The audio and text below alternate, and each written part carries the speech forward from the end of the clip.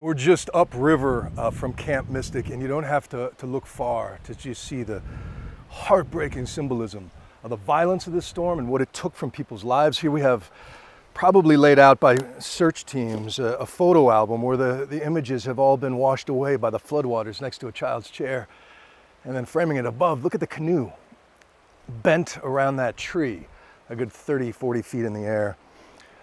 The hydrology in these canyons, of course, have been dangerous for decades. We've known that, but the planet is so much warmer now, and we're seeing in real time that these rain bomb events and the ensuing deadly flash floods are becoming even more violent. And for example, here, if you look at Camp Mystic, about 8 of their structures were inside FEMA's most dangerous floodplain there. But if you use a map used by the First Street Foundation, that number jumps to 17 buildings because FEMA does not account for flash flooding. So First Street Foundation does take into account these modern phenomenon, and as a result, it doubles the number of Americans who are at risk of these kinds of flooding events. And not just in hill country of Texas or the Southwest deserts, but cities like New York, where a big chunk of folks live in flood zones unwittingly, people in basements most vulnerable, because the dynamics there are the same as a canyon or arroyo. It's that water rushing on hard surfaces faster than you can run and bringing such destruction in its path. Catastrophic flooding in Rio Doce, moving cars and homes, leaving behind used boots and memories and picture frames. Got so full in the river that it started traveling backwards. Arturo Olivas and his family capturing these videos showing debris floating down the river, watching from afar and eventually deciding to leave their home for higher ground. So it was just like a whirlpool. Still trying to survey the damage 2 days later. We're kind of staying here and there, and it's been chaotic. And Arturo's daughter's house just next door. This is their house, and that's the light pole for this house. The family bringing boxes, hoping to salvage anything they can. And even after their personal devastation, the lives of those killed in the floods, including the small children, weighing heavy here. I could only imagine the last seconds of their life, how scared they were not to have their parents. In Rio Doce, Aaliyah Chavez, KOAT Action 7 News. You know, the power of water is pretty amazing, but still, I can't fathom it. What was once a narrow, beautiful pond in front of Philip Young's home is now a cliff with no safe way of getting across. A couple of friends are visiting him from Florida. What was supposed to be a one-night stay turned into a different adventure. The water washed over the driveway and just pushed all the trees and everything, and it just uprooted. This is what happened. It was pretty shocking when I walked around here for the first time. Although you'll see Young in our interview, it could only be done through the phone and our Zoom lens due to safety. Young says conditions on Wednesday looked normal at first. Then into the night, water started rushing in a way he's never seen before. We had a lot of rain, obviously. This beautiful pond was fed by 2 creeks on either side of my house. And the water, it was like, I've never seen anything like it, the amount of water that's come through here.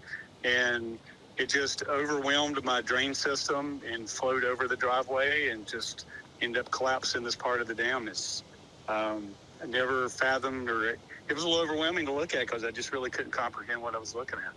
Just 30 minutes later, all the water was gone, but so was his road. Into the pond, I thought it looked like there was just debris in there. I didn't know that it had completely drained until I walked around here and saw what I saw here.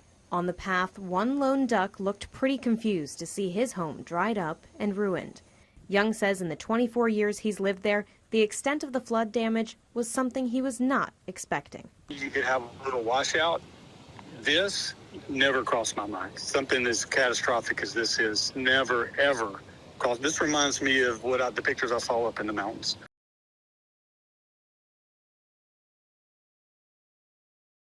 Hazy skies have swallowed skylines.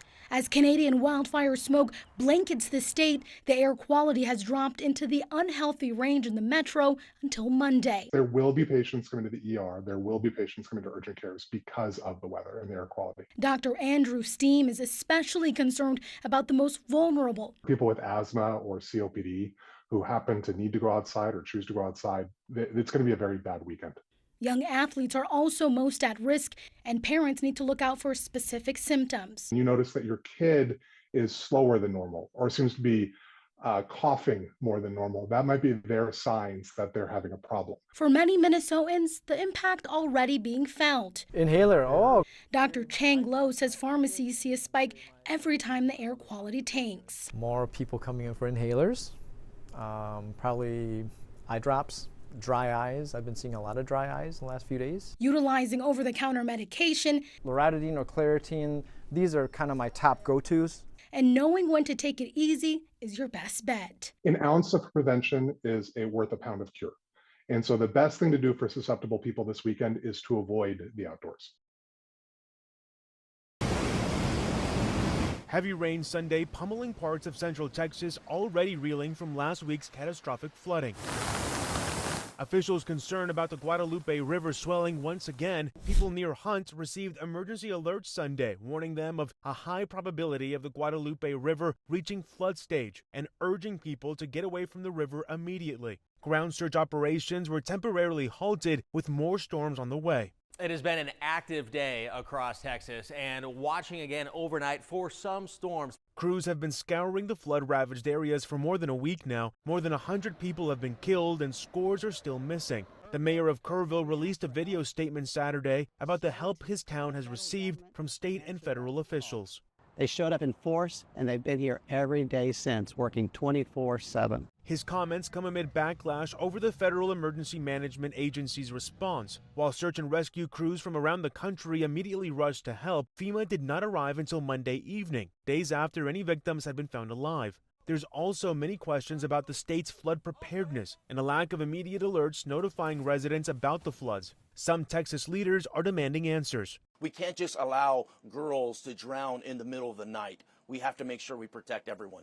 At the local level, Texas state leaders say they will focus on pushing legislation that deals with flooding and resources, including an alert system, during their upcoming special session.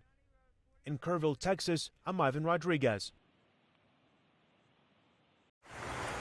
Heavy rain over the weekend complicating search and rescue efforts in central Texas. The search continues. Unfortunately, we lost about a half or three-quarter of a day yesterday to the river going up. But like I said, like y'all said, I've been assured by the governor and the president, we will have the resources to get the job done. More than 2,000 people from multiple agencies are deployed to assist in the recovery efforts, according to the Kerr County Sheriff. And search and rescue remains our top priority.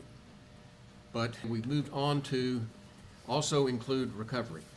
And that's where we had the people out in the river basin doing a lot of work. We're trying to get a handle on things.